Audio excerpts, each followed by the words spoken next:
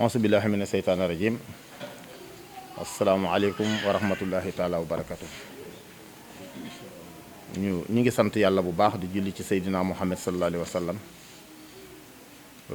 di ndokkeel Sénégal gépp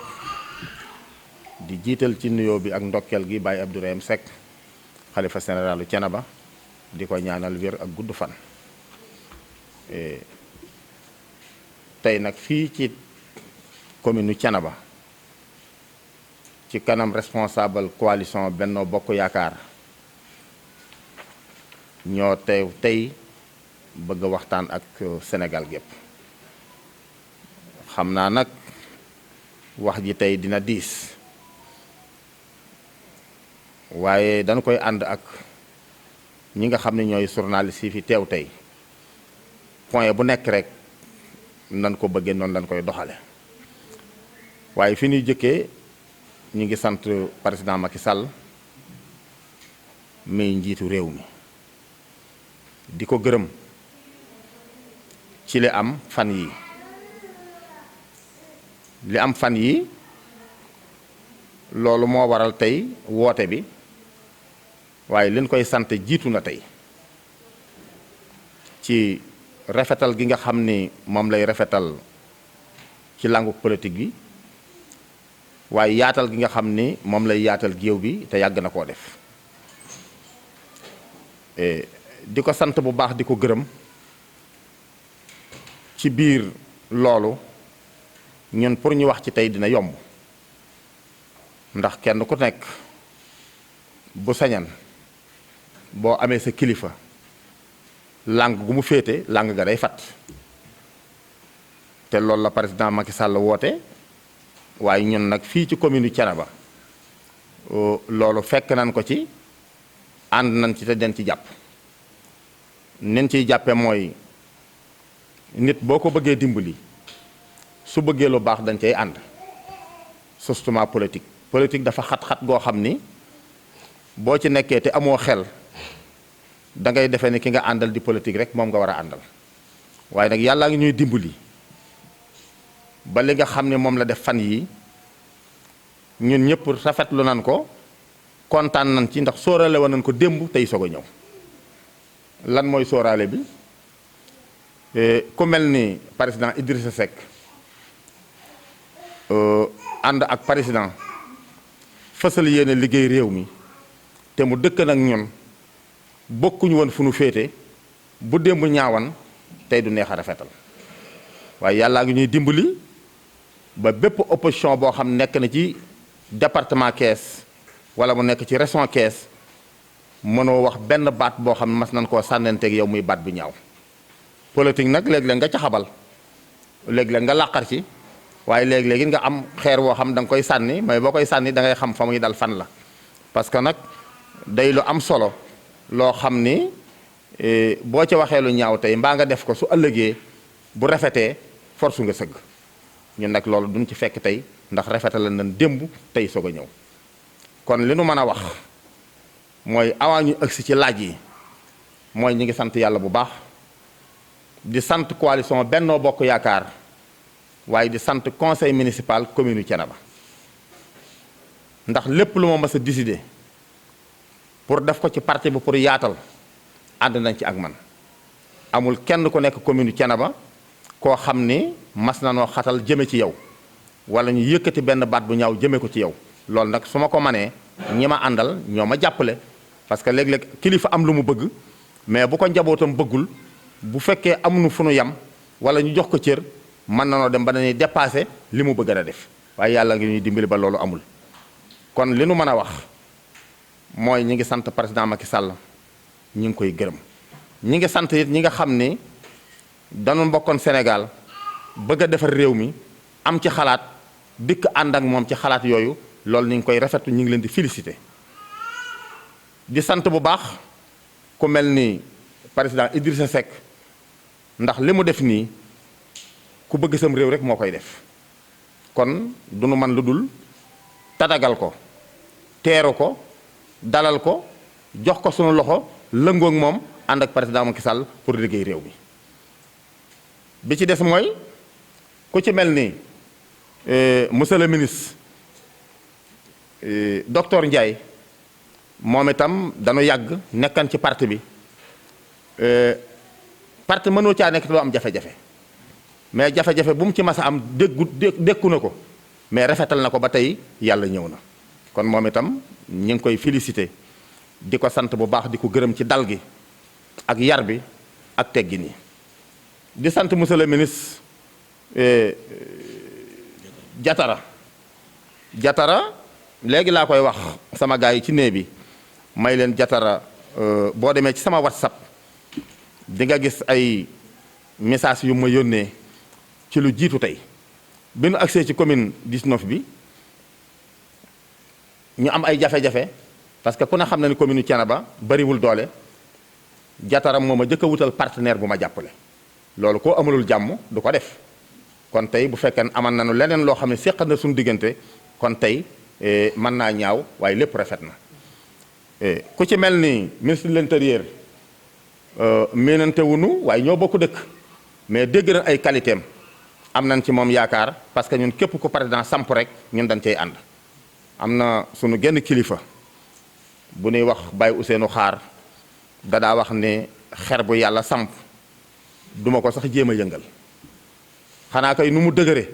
laay def waaye duma ko jéem a buddi loolu nag ñun moo nu dal ci suñu diggante ak président Macky Sall képp koo xam ne am na ci moom yaakaar ba jàpp ni war naa mën a ànd ak moom ci réew mi pour defar ko loola moom ànd nañ ci kon du man lu dul rafetlu li nga xam ne moo xew fan yii di tàllal loxo ñëpp nag di tàllal loxo ñëpp góor jigéen mag ak ndaw man dama jàpp ni Thiénaba la fi aman mooy sëriñ Thiénaba moo fi nekk di digle ñuy def muy tere ñuy bàyyi sëriñ Thiénaba mi fi nekkan démb moo fi nekk tey kon Thiénaba amul opposition bëgg-bëgg nag mën naa am mais opposition amu fi ndax opposition ni muy doxale ku ne xam na ko mais loolu amul Thiénaba boo nekkee kilifa nag ku ne dina la seet si waaye sëriñ Thiénaba li mu bëgg mooy ñëpp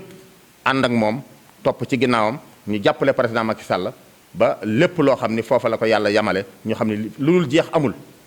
lu dul jeex amul waaye nag ànd ak nit ci jamono yi ko yàlla falee parce que nag yàlla mooy joxe nguur bu yàlla joxee nguur da nga cay ànd waaye bu nee nii la nga ne du nii des la ciy xam mais la nga bëgg du sotti waaye en tout cas daal fi ma li ma mën a waxagul pour déglu seeni question mooy président Macky Sall sant nañ ko gërëm nañ ko ci lii nga xam ne moom la def ànd nañ ci kontaan nañ ci te dinañ ko ci jàppale moo tax képp ku nekk commune Thiénaba bu nu bokkul woon parti tey mi ngi mel ni ñoo bokk ndey ak baay ak foo mën a nekk tàllal nañ la loxo ñu ànd liggéey bàyyiwunu kenn nag bu yeboo nga nekk coalition Benno Bokk Yaakaar bu yeboo nga nekk ci opposition bi ak foo mën a ne ñun jàpp nañ ni Thiénaba amul opposition ndax ñun ñëpp ñoo bokk ndey ak baay lu waay man di wax ak lu waay man di def bis bu nu tasee rek day mel ni opposition amu fi ndax ñun ñoo bokk lu nu bëgg bokk lu nuy bañ kon daal loolu laay ubbee di sant bu baax nag di gërëm ñii nga xam ne ñoo nekk ci sama wet di ma jàppale guddi ak bëccëg kon responsable yi nekk ci commune Thiénaba muy yu góor yi muy yu jigéen yi di yu mag yi di yu ndaw yi bàyyiwuma kenn ñoom ñëpp maa ngi leen di sant bu baax maa ngi leen di gërëm.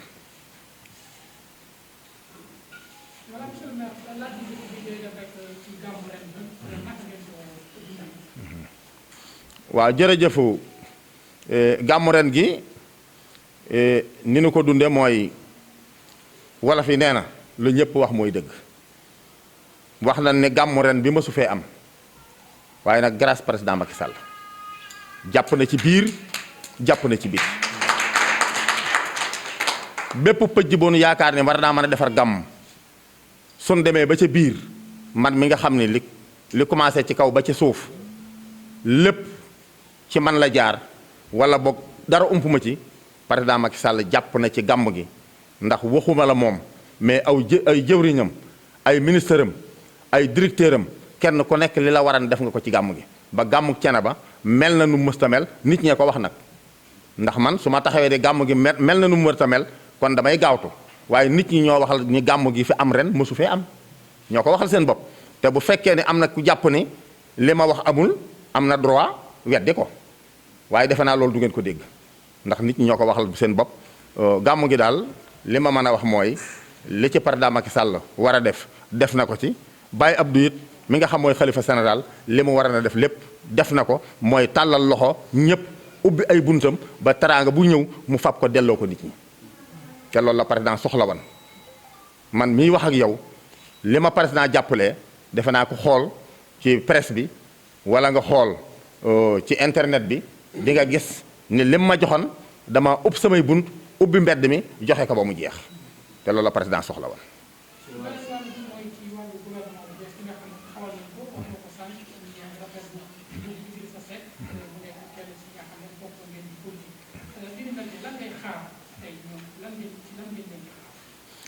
waaw ci li leen di xaar mooy li nit ñi xalaat ndax ku ne xam na ni li fi xew yàq na lu bari ci koom-koomu Sénégal koom-koomu Sénégal nag mënoo ni dama koy soqali ba pare di xiiroo mbaa ngay ŋaayoo kon du nu man lu dul rafetlu li Idrissa Seck def ci li ko président woo mu fekk si ko waaye liñ leen di xaar mooy xalaat ni lépp jafe-jafe bu nu aman incha allah bi dina saafarawu bu lépp saafarawu li ëpp dina saafarawu doomu aadama nag xalaat la am ak yéene sunu borom mooy dogal waaye jàpp na ni ñoom ñaar seen ànd bi luy soqali Sénégal lay doon waaye luy lor Sénégal. yéen a ngi ciy xalaat pour xool département bi ak gan yi ñëw nan ngeen di fas yéene ànd liggéey pour loolu yëpp mu nekk njëriñu askan wi. waaw dara du xew danu wax ni ku ma ne yel moo neex a bëril wax nga ko département Thiès bu du woon taxawaayu maire yi làmbaay ñaaw waaye nag maire yi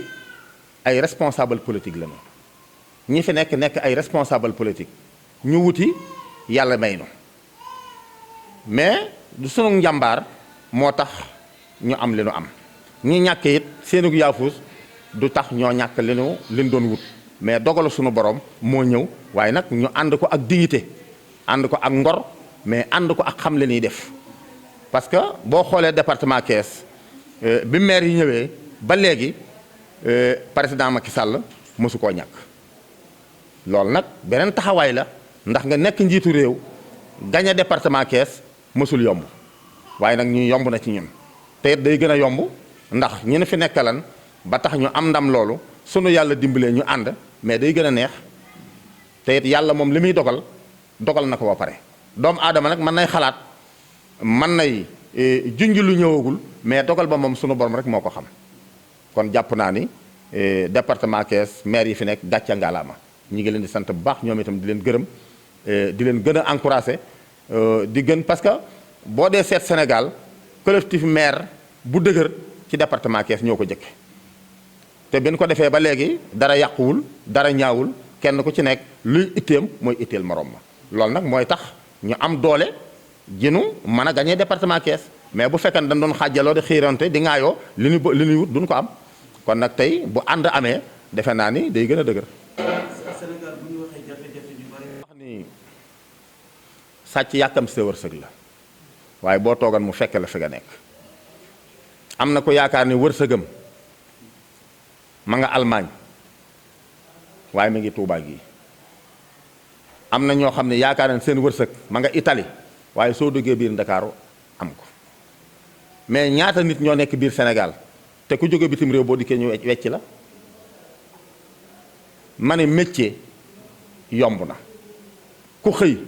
bëgguloo teral sa njaboot ak say waajur boo xeebul di nga ko am ñu bari nag danoo yàkkam seen wërsëg comme ni nga ko waxee rek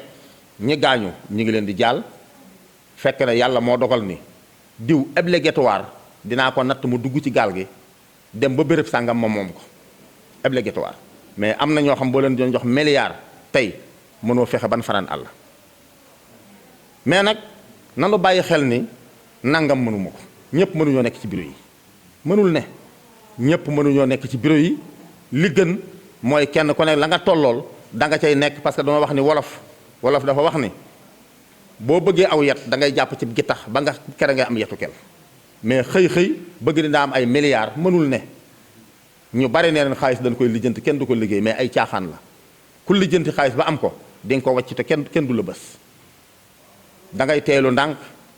di am fukki dërëm ñaar fukki dërëm téeméeri dërëm ba ker ngay àgg ci million ba ker ngay àgg ci milliard nit du xeeb wërsëgam képp koo xam ne xëy nga ba jant so lu la yàlla wërsëgale rek loola mooy sa wërsëg parce que wërsëg bi nga war a am yàlla bind na ko laata ngaa judd kon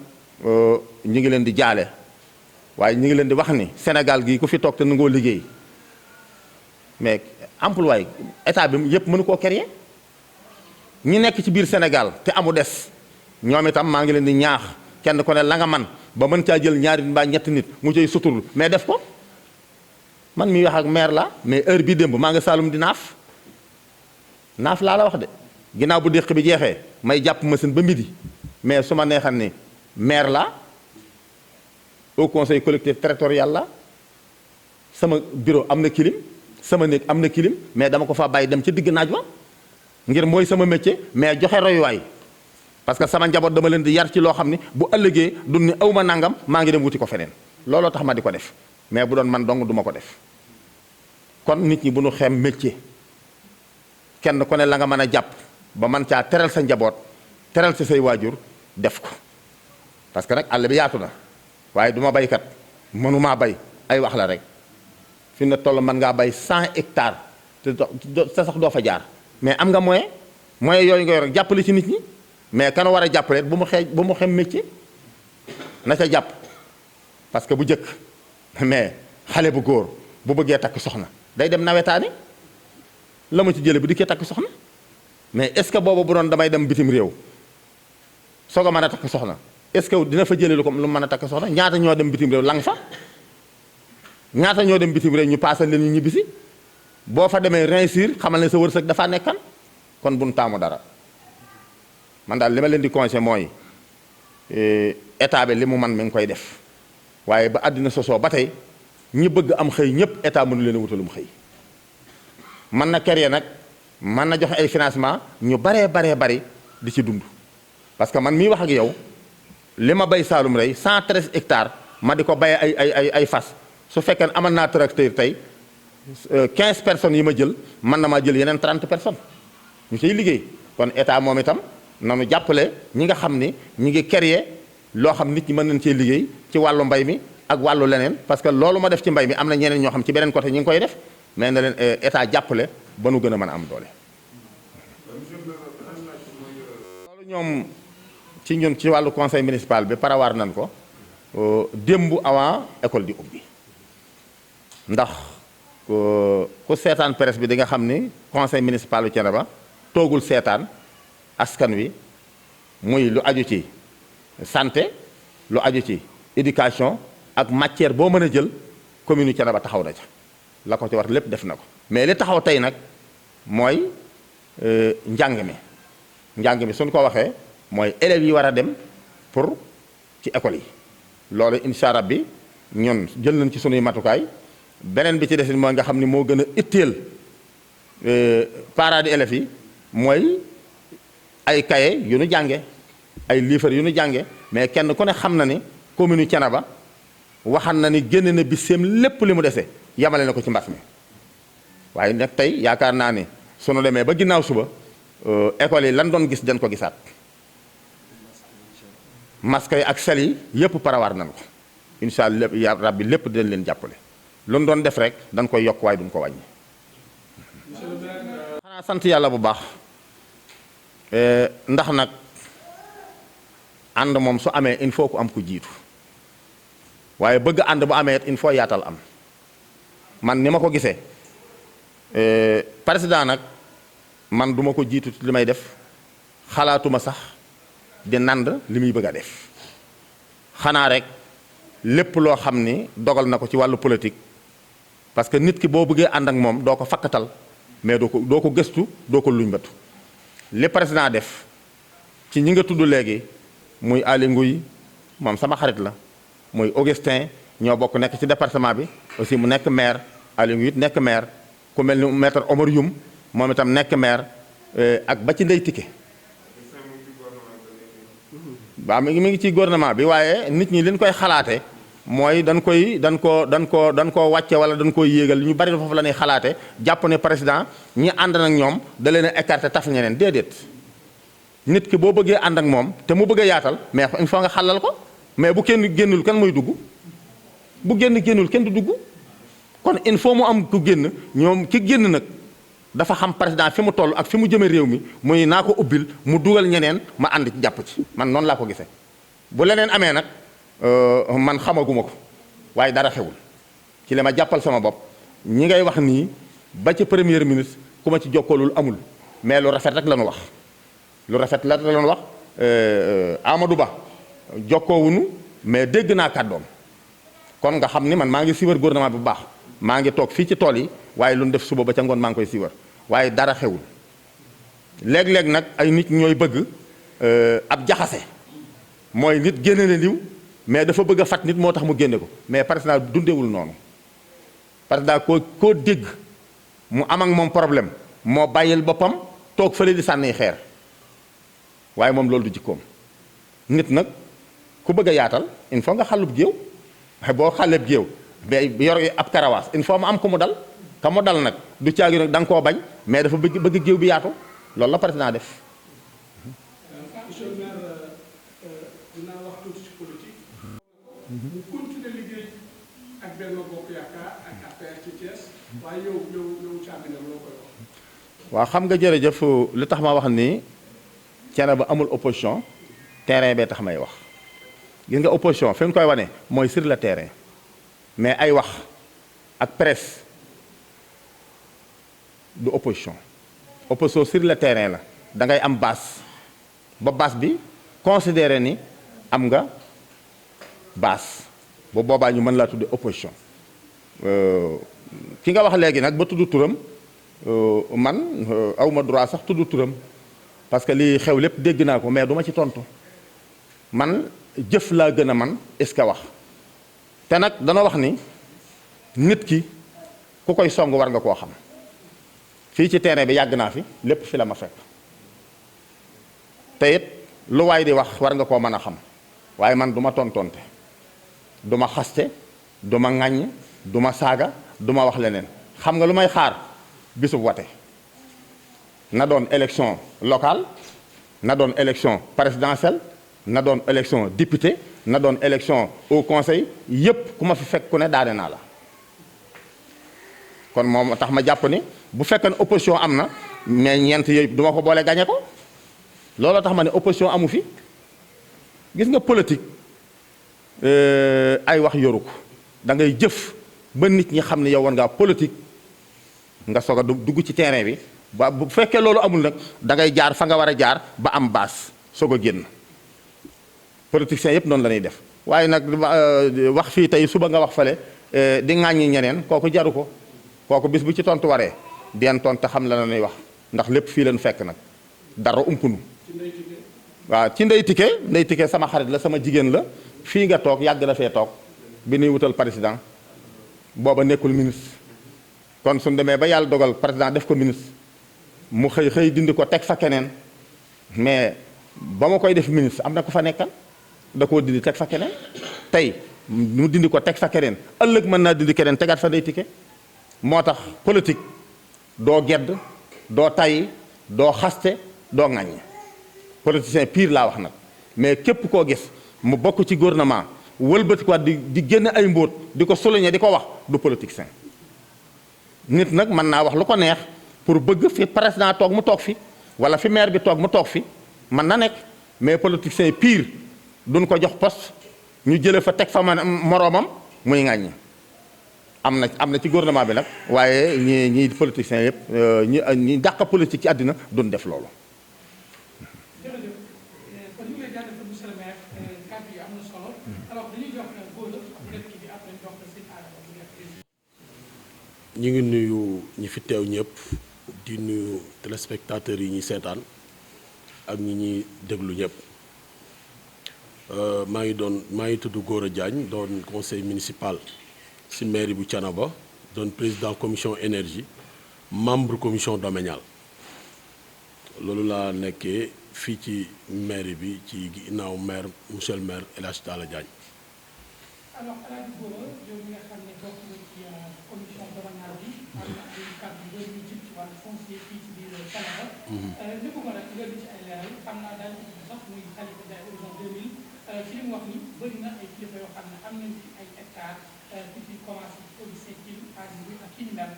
tey yéen ñi nga xamante ne yéen a nekk ak maire Talla Diagne di liggéey ak conseil bi ñu bëggoon nga ci ay leeral. waaw laaj boobu su ngeen ma si laajee dinaa sawar pour tontu si ndax ay membre commission domaniale la nekk si mairie bi commission domaniale am président am ay membres yoo xamante ni ñoo nekk ci wetu président wàllu suuf nag dafay loo xamante ni fi ne nii ci Sénégal dafa sensible ndax ku bëgg a attaquer nit rek ci suuf ngay jaar comme ni ko maire waxee léegi y a des politiciens yoo xamante ni nii bëgg nañu buzz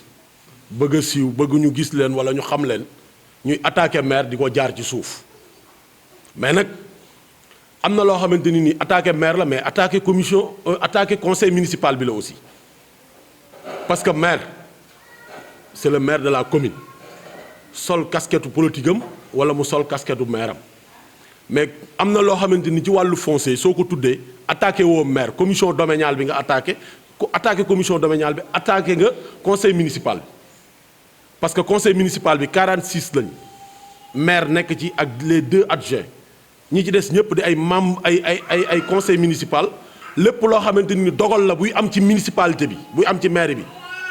conseil boobu ñooy réunir dogal bu ñu ciy dogal ñoom ñoo koy dogal lu dul conseil ba réunir ñu manque quorum amuñu quorum suñu amul quorum bu boobaa conseil municipal du am mais nag suñu réunion du am mais te loolu yi yàlla dimbali nañu ba conseil municipal bi ñu fi nekkee ak tey depuis 2014 jusqu'à nos jours conseil municipal bi musuñu réunir benn yoon bu ñu amul quorum kon ki nga xamante ni dafa ñëw di attaquer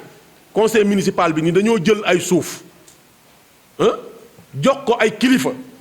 yoo xamante ni ay ministre lañ ci gouvernement Sénégal gouvernement Macky Sall erreur magul loolu ndax la tax erreur magul loolu mooy képp koo xamante ni da nga am suuf soosu tey moo xam muy héritage boo xamante ni nii da nga ko doon sa baay wala sa maam su boobaa soo ñëwee ni lii dama ko bëggal kayit bëgguñu jox ma ko muy affectation de terre su boobaa la nga mën mooy bind sa demande defar sa plan de masse jox ko conseil municipal bi indi ñëw ci niveau secrétariat déposer ko ñu defal ko numéro enregistré ko conseil municipal ba bis bu réunion amee bis bi ñu réunion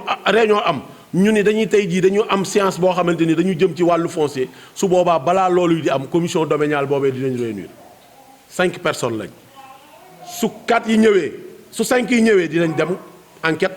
su 3 yi ñëwee 4 yi ñëwee dinañ dem enquête su 3 yi ñëwee dinañ dem enquête moins de 3 personnes du ñu dem enquête parce que amuñu quorum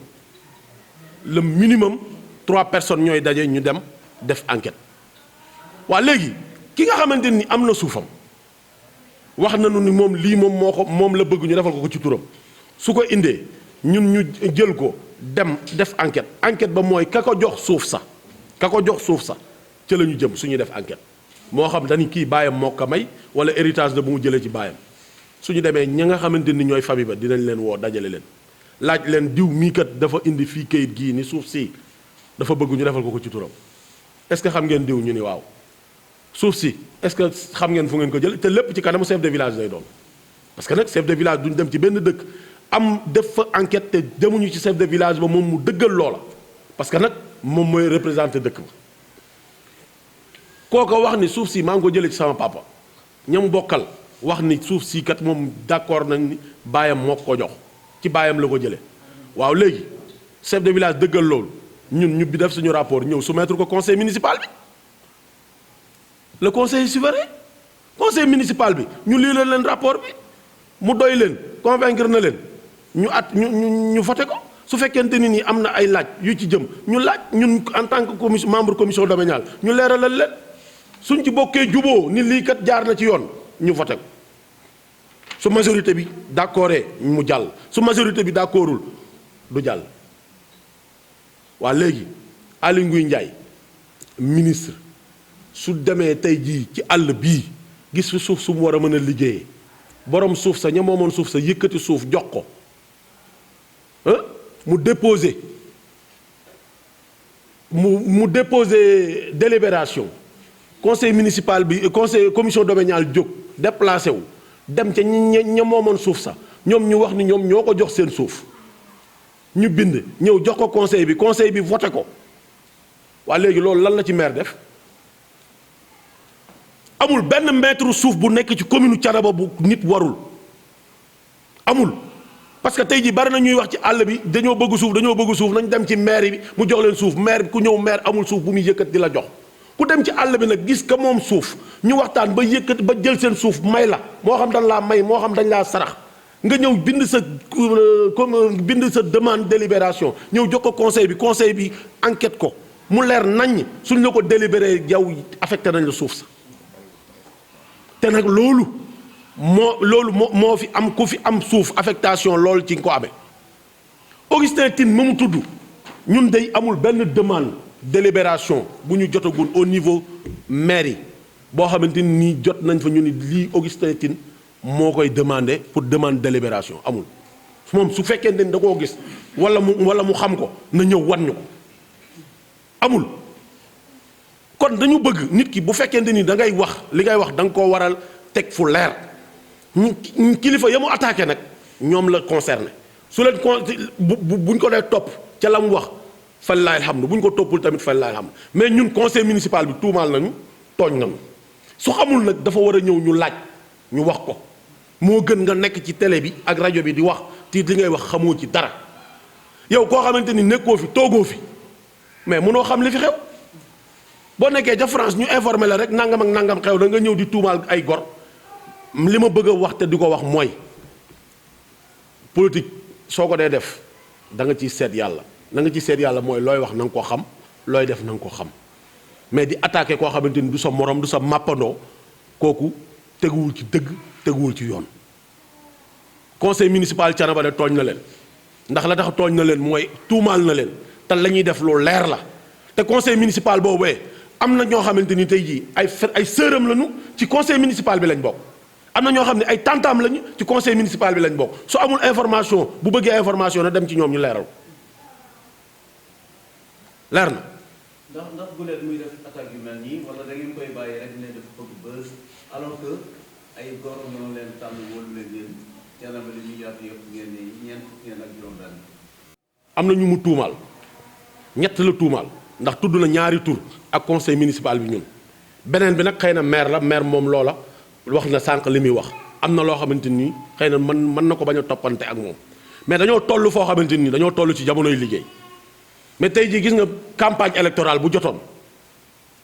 ñu war a jéggi raay bii dugg ci brousse bii ku ne xam nga kala man coow li fii la rek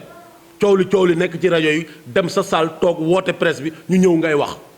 mais tey jii am na loo xamante ni boo jàkkaarloo woon nag di ko wax bu boobaa des na ko faj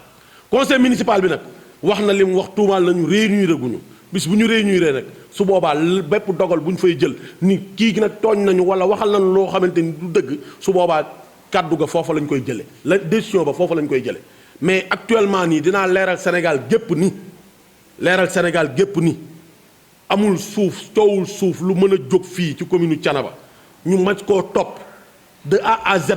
ba mën a joxoñ baaraam le maire et le conseil municipal musta am. am na benn sénégalais doomu Thiès boole si. boobu leeral na boppam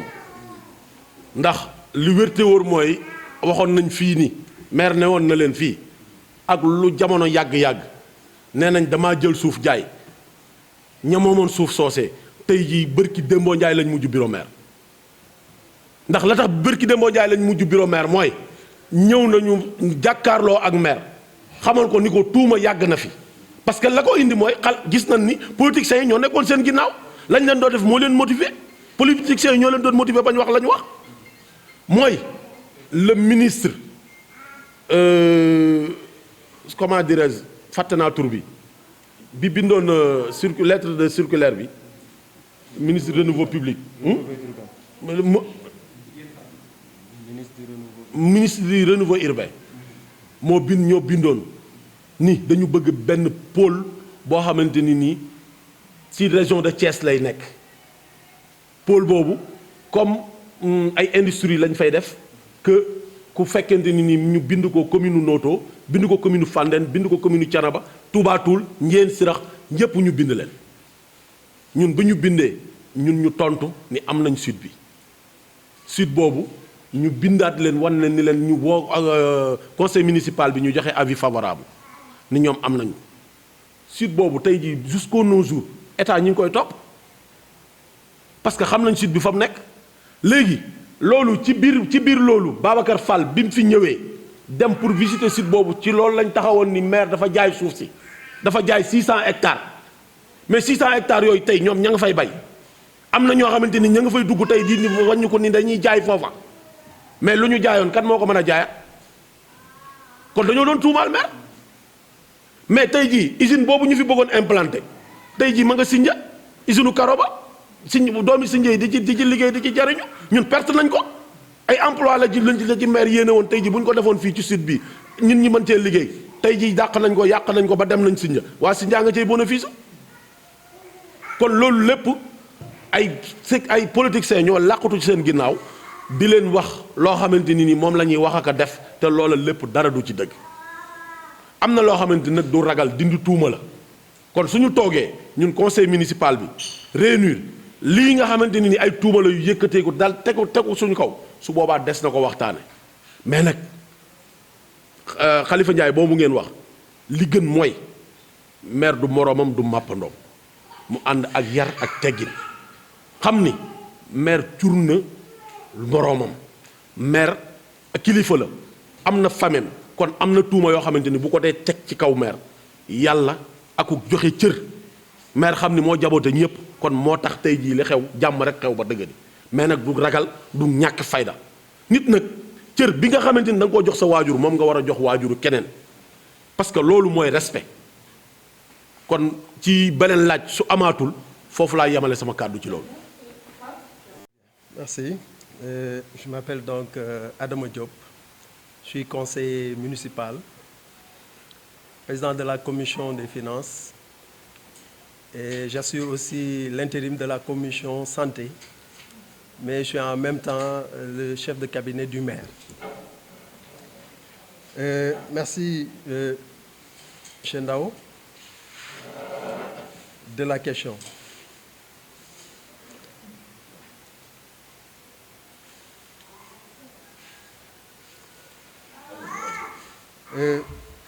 La coalition Benno Bokk Yakaar, par la voix du maire Michel Talla Diagne, coordonnateur, remercie le président de la République pour cet esprit d'ouverture lors du remaniement ministériel, pour avoir permis à d'autres partis de rejoindre l'attelage gouvernemental. Donc nous nous en félicitons et nous remercions encore une fois le président de la République. Parce que c'est à lui qu'incombe le rôle de réunir toutes les forces vives de la nation, mais de mener vers l'émergence notre pays, le Sénégal. Donc nous le soutenons dans son action à travers le remaniement ministériel. Nous nous en réjouissons de l'entrée de M. Idrissa Seck, parce que c'est un leader politique charismatique et qui peut aussi apporter beaucoup de soutien au pays, le Sénégal, et qui est aussi notre voisin. Le maire l'a dit tantôt, M. Diatara, qui était là et qui assurait l'intérim au conseil départemental, a toujours eu de bonnes relations avec lui. Et ils se communiquaient tantôt et ils n'ont jamais eu de problème, malgré les divergences d'idées et tout ça. Ils ont toujours cohabité ensemble. Alors là, nous nous en réjouissons de ça. La politique a ces particularités, une nouvelle reconfiguration politique va s'imposer. Si le chef de l'État aujourd'hui a connu des victoires pour le passé, notamment en 2017, lors de l'élection des hauts conseillers, c'est grâce au collectif des maires. Aujourd'hui, le maire, on l'a entendu quand même avec un discours rassembleur. Vous abondez dans le même sens? Oui, nous abondons dans le même sens et le maire l'a dit tantôt que c'est vrai que les maires ont été un soutien de taille, mais s'ils ont eu ça, c'est grâce à la population aussi. C'est la population qui a fait confiance aux maires et qui leur a permis d'apporter un grand soutien au président de la République. Et eux aussi, ils vont continuer dans ce chemin-là. Et ils sont ensemble et ils sont unis et ils vont tout faire aussi pour donner au président une majorité pour vraiment réussir dans toutes ces entreprises. Le message, c'est quoi? Vous continuez à tendre la main à tout le monde, même si le maire semble minimiser en disant qu'il n'y a pas d'opposition à Thiénaba. On est en politique quand même. C'est vrai, on est en politique et nous tendons la main à tous les responsables qui sont dans la zone. Ceux qui sont entrés dans le gouvernement récemment et ceux qui ne sont pas encore dans le gouvernement, nous tendons la main à tout le monde. Mais aussi, peut-être comme le maire l'a dit, nous donnons un conseil à tous parce que, par exemple, ce que le président Idrissa Seck a fait aujourd'hui, ça peut arriver à Khalifa Ndiaye ou quelqu'un d'autre. Donc, dans nos moments d'euphorie, il faut qu'on essaie de se contrôler et de parler bien, de faire aussi, de tenir un discours rassembleur. Je crois que c'est ce que le maire a dit tantôt et c'est ce que nous conseillons aussi à Khalifa Ndiaye. C'est notre jeune frère et nous l'appelons vraiment à venir s'unir avec nous et ensemble, on va essayer de cheminer pour un Sénégal prospère. La démocratie également, c'est ceux qui gagnent gouvernent, ceux qui ont perdu s'opposent. Effectivement, il a le droit de s'opposer, mais aussi, de notre côté, il n'a pas le droit aussi de salir les gens ou bien de... Je crois que c'est ça. Il faut qu'on se respecte et justement, ces attaques vont dans le sens de la gestion domaniale. Vous pouvez rassurer les Sénégalais qui vous suivent que la commune ou sinon le conseil municipal de Thiénaba n'a aucun problème au conseil. nous n'avons pas de problème de foncier. Gora l'a expliqué tantôt. Je crois qu'il a cité les responsables comme Ali Ngouille et Augustin Tine. Mais je crois que la réalité est tout autre. Ces gens ont leur terre qu'ils ont pris de propriétaires qui sont là, qui l'ont hérité de leurs parents ou autres. Bon, s'ils viennent en tant que citoyens, ils demandent que ces terres-là soient délibérées à leur nom, mais ils ont le droit. Et le conseil aussi, après enquête, mais n'a qu'à faire son travail. S'il y a quelque chose qui ne colle pas, le conseil rejette. Mais a été respecté et tout a été clair. Et les populations, le chef de village, les notables, les propriétaires des terres, eux tous, ils ont avoué que c'est eux qui ont cédé ces terres-là à Mouchine. De rester dans le pays, mais de travailler surtout dans la terre. Parce que, et employer ces jeunes-là. Pourquoi pas ces jeunes-là ne peuvent pas se réunir et demander à l'État de les aider, mais pour créer des choses. Et je crois que c'est possible. Mais il faut qu'on s'organise. Il faut qu'on s'organise. Il faut qu'on vienne aussi, qu'on puisse s'organiser et aller vers les institutions étatiques pour pouvoir bénéficier de ces fonds-là. Et je crois que ces fonds-là existent, le président l'a rappelé, les fonds existent, mais il faut qu'on s'organise. Est-ce que la politique elle est bien menée? Vous avez dit ça, les fonds existent. Est-ce que ces fonds-là, il n'y a pas peut-être détournement d'objectifs? Là aussi, l'État doit être très regardant par rapport à ça. C'est vrai, l'État doit être très regardant, mais d'abord, faudrait-il que les jeunes aillent vers ces institutions-là d'abord, pour savoir si les fonds ont été détournés pour autre chose, si l'objectif a été biaisé, mais il faut que les jeunes aillent vers là-bas d'abord. Mais tu te réveilles un bon jour, j'entends que Nimodou déjà est en Espagne ou bien autre chose, moi aussi il faut que j'y aille, mais je crois que ce n'est pas la solution. Il faut qu'on s'organise d'abord dans notre localité, et puis après aller vers ces institutions, mais surtout, il faut s'approcher de la collectivité locale. De la collectivité locale. Comme ça, ensemble, nous allons trouver des solutions et aller vers ces institutions-là. Et je crois que dans ce cas-là, on ne risque pas de ne pas avoir sur ces fonds. Comment avez-vous vécu le Gamou de cette année à Thiénaba? Le Gamou, là, nous félicitons le président parce que, comme il l'avait dit